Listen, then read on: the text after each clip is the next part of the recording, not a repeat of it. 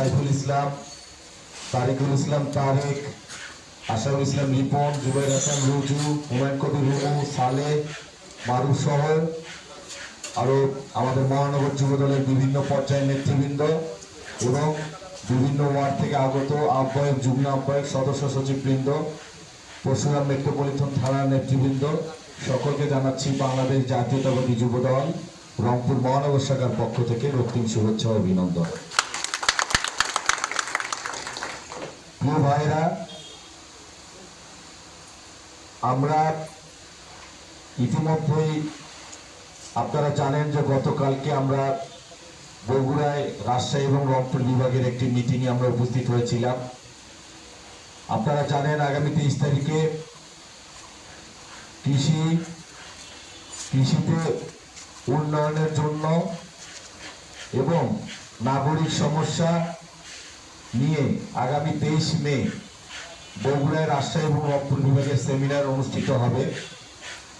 তো উক্ত সেমিনারে আমাদের কোনো কাজ নেই, কারণ উক্ত সেমিনারে আমরা রংপুর থেকে হয়তো কিছু প্রতিনিধি পাঠাবো, যেটা আমাদেরকে দিক নির্দেশনা দেওয়া হয়েছে যে যারা এই কৃষিকে আরো উন্নত করার জন্য কিভাবে কাজ করা যায়, নাগরিক সমস্যা নিয়ে কিভাবে কাজ করা যায়, সেই শীর্ষক আলোচনাতে যারা করবে দেশনায়ক তারেক রহমানের কাছে।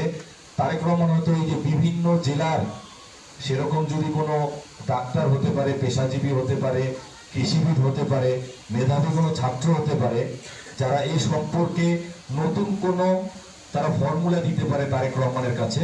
তারেক রহমান হয়তো যে সেই জিনিসগুলো নোট করে আগামী দিনে যদি বিএনপি ক্ষমতায় আসে সেই হিসেবে কাজ করবে। তো আমাদেরকে যে বিষয়টি জোর দেওয়া হয়েছে সেটা হচ্ছে আগামী 24শে মে রংপুর এবং রাজশাহী তারুণ্যের সমাবেশ হবে বগুড়াতে।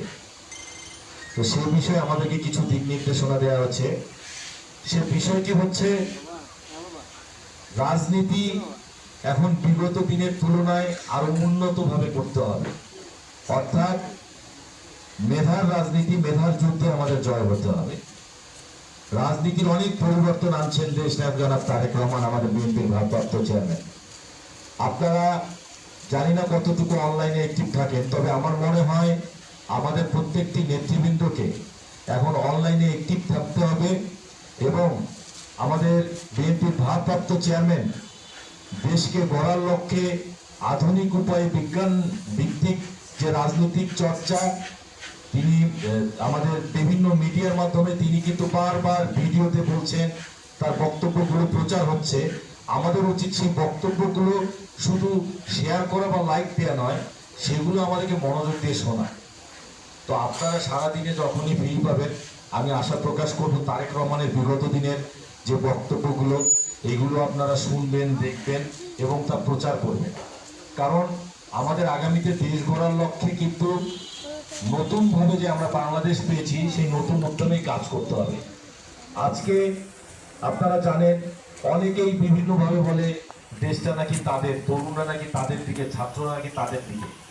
এটি যে ভুল সেটি প্রমাণের লক্ষ্যেই কিন্তু আমাদের এই তারুণ্যের সমাবেশ প্রত্যেকটি বিভাগে অনুষ্ঠিত হচ্ছে এবং আমাদের নেতারা গতকাল উপস্থিত ছিলেন। আসলে বাস্তবতা কি?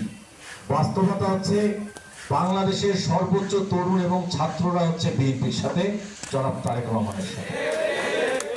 তো একটি পক্ষ বিভিন্নভাবে কিন্তু তারা এই জুলাই বিপ্লবের আন্দোলনকে কুক্ষিগত করতে চায়, এটিরও একটি ইতিহাস আছে। ৭১-এর মুক্তিযুদ্ধ আমাদের শহীদ রাষ্ট্রপতি জিয়াউর রহমানের ঘোষণার মাধ্যমে শুরু হয়েছিল। মুক্তি